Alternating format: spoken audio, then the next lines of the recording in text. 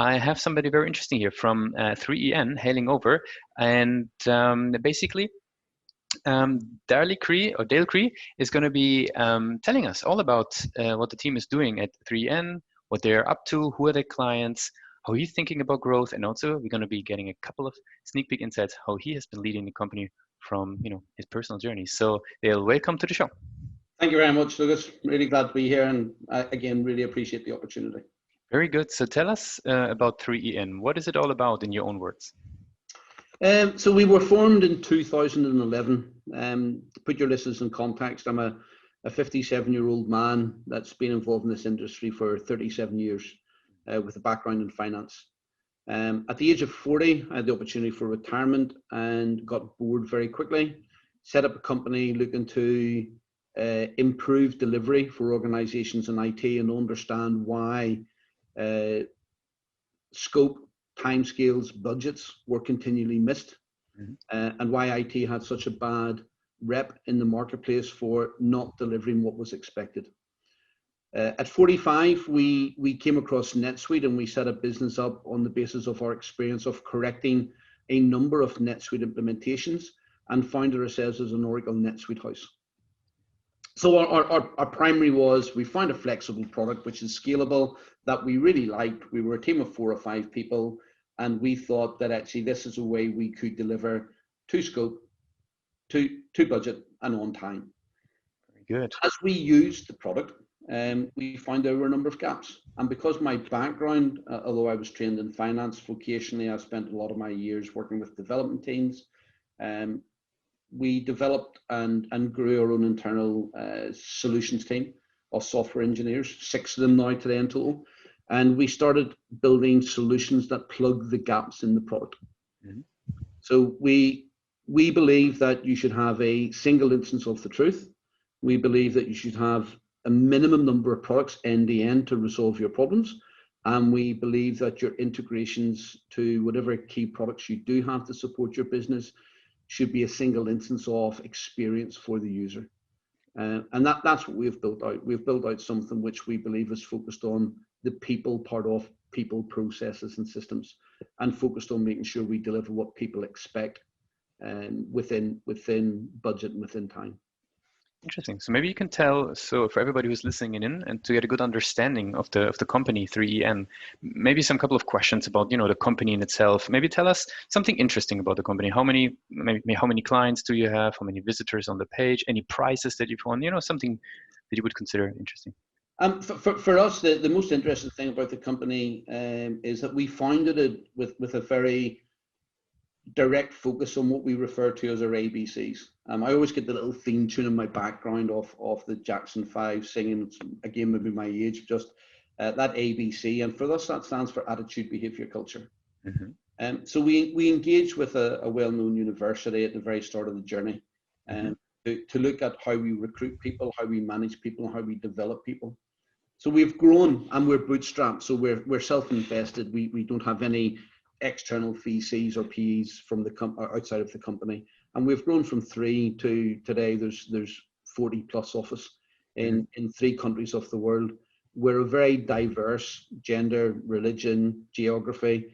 We're just very diverse in everything we do, and we don't recruit people based on their qualifications and experience first. We have a very rigorous process where we recruit people on their ABCs, which is your attitude, your behavior, and your cultural background, and what you can actually bring to the cultural foreground of 3EN. Interesting. So very interesting approach. Quite unique, and it's been reasonably well documented and well followed now. And it was a huge risk at the time, Lucas, but it's worked out really well for us. I've got a fantastic team of people that continually show leadership from the ground up, and continually over deliver, but also have a fantastic balance in their life between their personal and their professional. Very interesting. Maybe you could tell me a little bit about the clients, like who would be typically, a typical client of 3EN? Yeah, so we have completed approximately 150 projects within our from 2011 to now, almost 10 years. So we've completed about 150 projects. That grows at a hockey stick curve scale. As we get bigger, we obviously can deliver more. And roughly it's in thirds. So a third of those would have been small businesses about 10 users, but with an expectation of growth, with a focus on we want to be bigger than we are today. We want to act like the company we want to be, not the company we are. We want to be good discipline in, proper naming conventions, good data management, data dictionaries, solid documented process. We want to invest in the foundation of our business as a background. And those companies that prove to us that they're more interested in just making money, they can be quite small. They can come on board with us, and we have a very, very small churn rate of clients. Most clients stick with us and stay with us. We have a middle ground of organizations which are usually about 25 to 100 employees, up to about £100 million turnover. And they're companies that are looking to enable and enhance their service. So the 3 N's that is within the company. The engagement is for small companies that want to engage with best practice and want to find a way to afford the investment correctly in proper IT foundation. The enablement is then for that middle-sized company where they want to further enable what they do with IT, improve their processes, improve the experience for people, improve output effectiveness and efficiency. And at the top end, we have a bunch of customers that we're very proud of, that are large corporates. Some of them start with us at a very small size, but we can name companies like Fitbit and Keyword Studios and Fairtrade International, AMCS, Fighter Cellular Foam. So these are companies that have grown, and some of them are approaching the £1 billion mark. Some of them have just overachieved the £1 billion mark. Very interesting companies that have been bought and sold a number of times through different acquisitions for venture capitalists and private equity. But roughly there's about a third of them. And some of them are likes of Fitbit or Fairtrade International or Keyword Studios. They are pretty well-known household names. So those 3/3. The bottom end, Lucas, to be honest, we're quite selective about making sure the companies are looking to properly invest in themselves. The middle ground, they're showing us that they're willing to enhance their systems and invest in enhancement across the board. At the top end, a lot of them actually came from the middle end growth. They didn't join us as a £1 billion company. They joined us as a middle company, and we have helped in their journey and their growth and their support of their development of systems. Very good. You touched on acquisition there. Like, what would you say is like the top client acquisition channels, especially for the types of clients you were just speaking about? There's probably 2. Keyword Studios has been very interesting, maybe 3.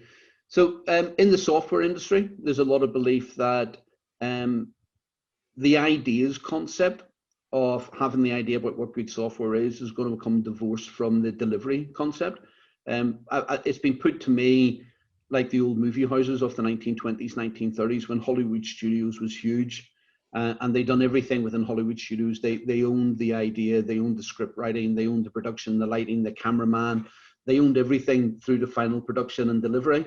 And that's the way the software industry was 20 years ago. It's you had the idea and you had to build it. What we're finding is a diversity of expertise that you tend to have an idea, and now you reach out and you look at people who can manage language translation, manage coding, manage ergonomics look and feel, manage navigation. They're specialists in each of their areas.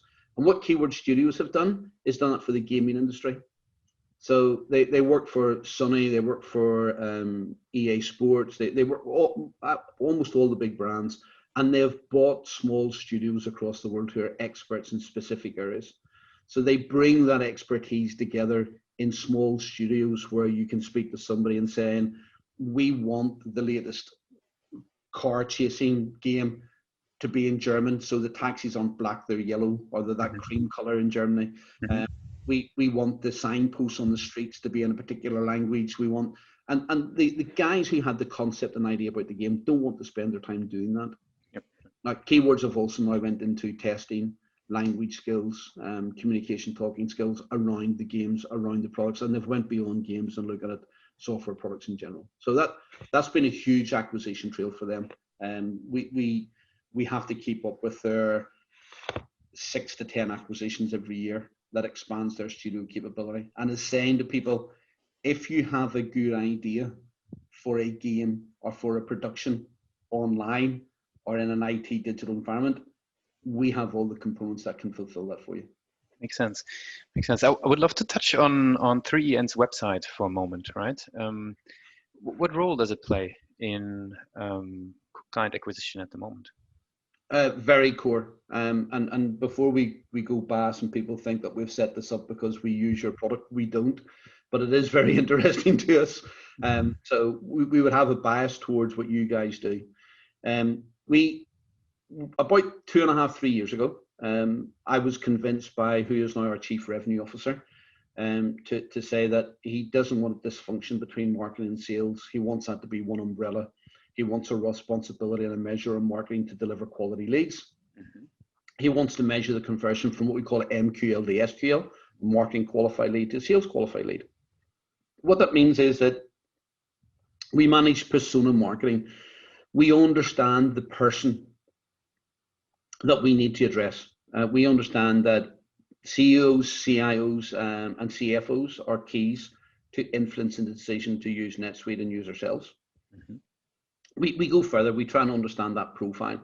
So for our small business CFO, what does that look like? Well, quite regularly, they're also the owner. Quite regularly, they're a BMW driver. Quite regularly, they have their kids at an expectation level of standards. So they're at private school. They tend not to eat fast food on a regular basis. They prefer to go to restaurants. So we really do dive into the persona of the person that we're trying to address and manage an interaction with them. And we'll go into matching that against their vertical market. So we understand a CFO, for example, of a manufacturing organization has a different set of requirements as a CFO from a distribution organization or a professional services organization. We understand what those attributes are, and we've done that for 9 different vertical markets to say, what are the problems for a COO in that market? And what are their personal and business balances in what they're facing in life, and what sort of person are they? How can we address them and attract them to the information we have? How can we take them on a journey with us regarding that MQL, marketing qualified lead process, to the point where they're reaching out to us and asking us, can they engage, please, with education, with white papers, with our ability to understand and excite them regarding their specific business and business problems. Then we identify them as a point where they become an SQL, and that's a logarithm we have built into our website that actually says this person now has shown enough interest, advertised with us enough commitment, committed to us their information, and they're primary to be contacted. Mm-hmm. And then we contact through. So 85% of our growth is inbound, and 85% of our growth comes directly from our inbound marketing campaigns. Very interesting. Since you mentioned it being so crucial for the growth of the company, the inbound flow and the website, maybe could you tell me, what do you think is one of the major strengths of the website? You know, is it the ability to convert the people that are coming? Is it the quality of the leads that are coming through? Is it, you know, maybe purely the user experience that you can provide? I think it's the understanding of needs. So it's our personal reach across the website. So we're understanding the CFO from a professional services organization and their specific problems. And when you start to talk to people with empathy and understanding of what they're going through, they connect with you in a different way. Mm-hmm. So they're connecting you with, these people get it. They understand my industry. They understand my problems. They understand my concerns. They talk to me about advanced revenue management. They talk to me about recognition of revenue at the right time periods. They talk to me about things that I live with every day. So I want to talk with them. And when people want to talk to you, the opportunities open, the knowledge of each other's relationship open. So we come back to focusing on an EQ, an emotional quantitative measure, rather than an IQ. So we don't try and flood people with science about how wonderful NetSuite is and this is what we can do for you as a company. We try and flood people with an emotional understanding of, these are the problems you face on a daily basis, Mr. Operations Director of a manufacturing company. We understand them. We've been involved in fixing them. We can talk about them logically and correctly, and we can build a personal relationship with you regarding your needs. That is really, I think you're nailing it there. I'm going through the website and I can really see that coming through, those like specific moments that they can resonate with. Really good.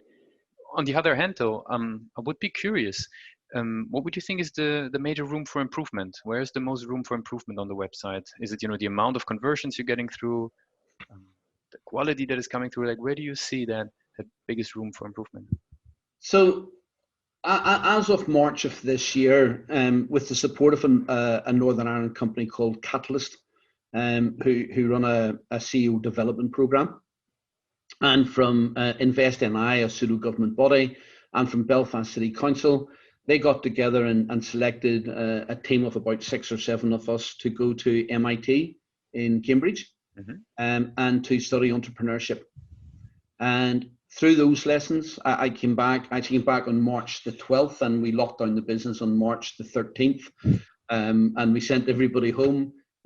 Our business is completely in the cloud. It has been from day one. We identified our back office, our office automation, the NetSuite product, and our telephone systems are all based in the cloud. So it took us 2 hours to get 40 people to go work from home.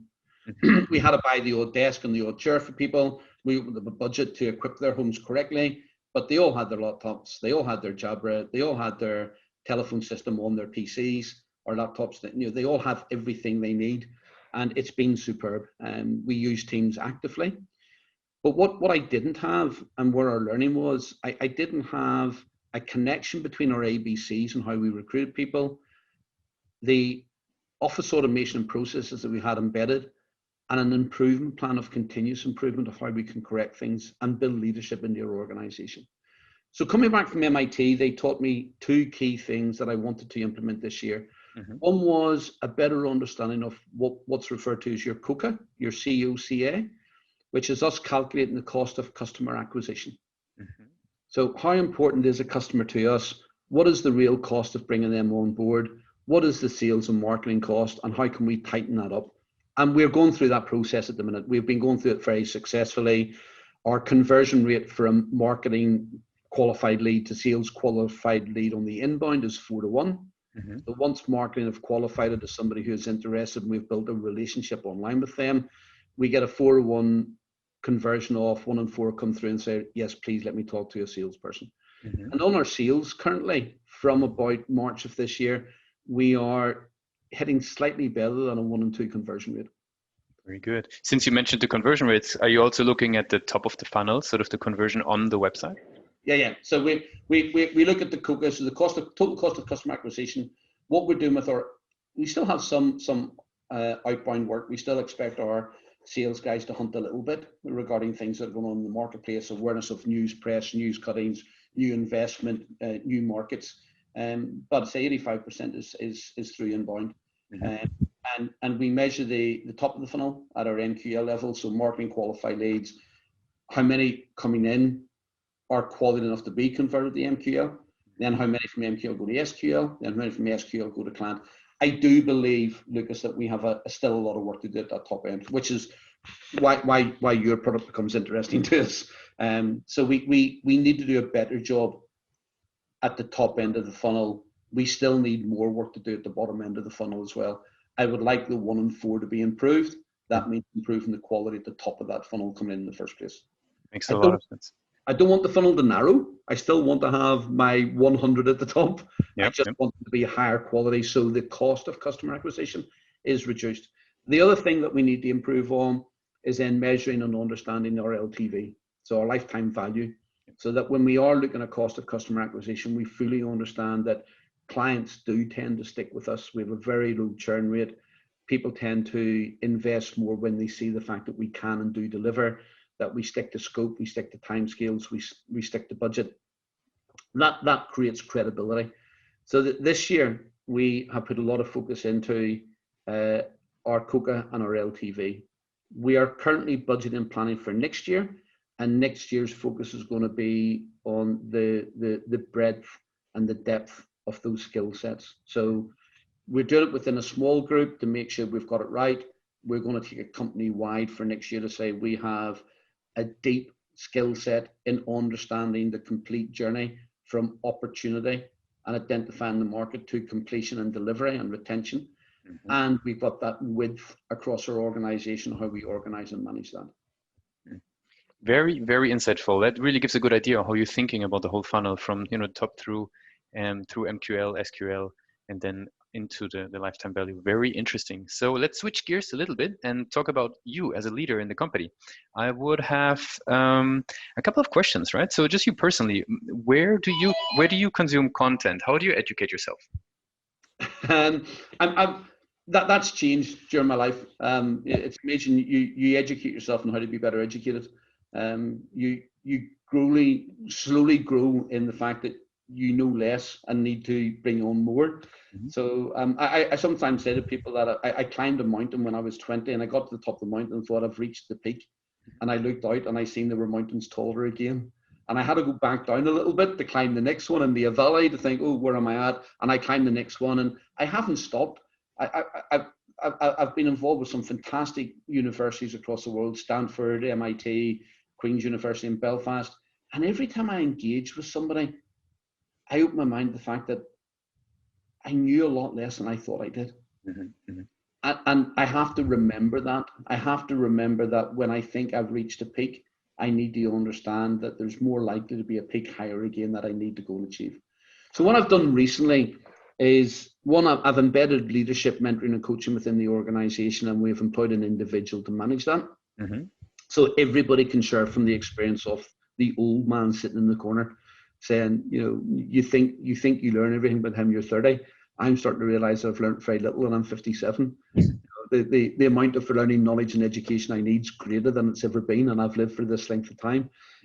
So just the learning and knowledge path just gets wider and grows wider. You do have to pick and choose what you need to focus on, but I'm relying more on cohorts. So I'm involved in 3 or 4 different cohorts. Everything from one called CEO Connect, one MIT Entrepreneurship, and the people within those cohorts just provide so much challenge, understanding. They ask questions that make you question. They bring diverse thinking and understanding. So a lot of it is their white papers, their questioning, their answers.